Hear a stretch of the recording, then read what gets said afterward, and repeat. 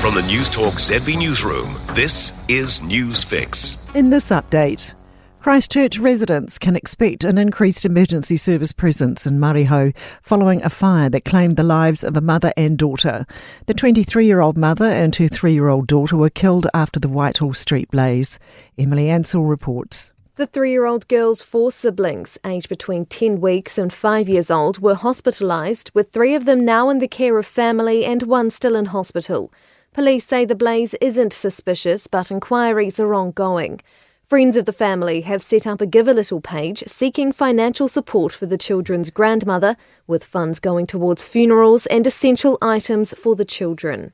There's reports Lebanon and Israel are extending their ceasefire by 45 days. The BBC reports the two sides had been holding talks in Washington, D.C.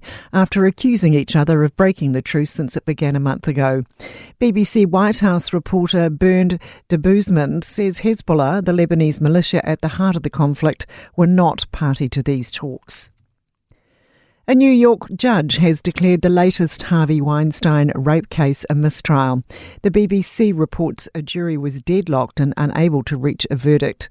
It's the third time a jury has considered this case against the 74-year-old.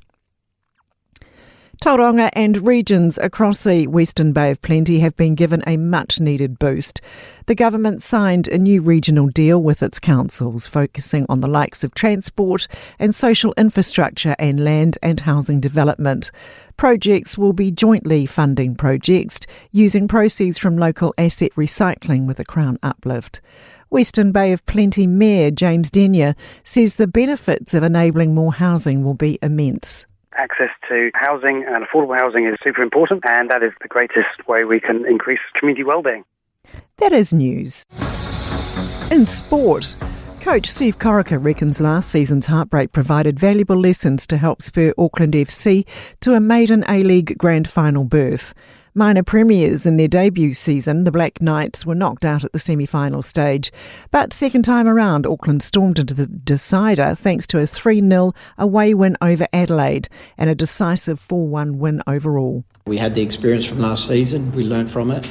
We wanted to remain calm coming into the game as well. We didn't want to get too excited about it because then we don't perform at a good level. But the boys, you could see they were up for it.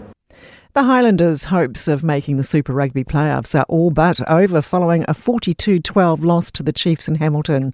But coach Jamie Joseph says he's still proud of his team's never-say-die attitude. That's sport. I'm Sandy Hodge. For more news, listen to Newstalk ZB on the free iHeart app.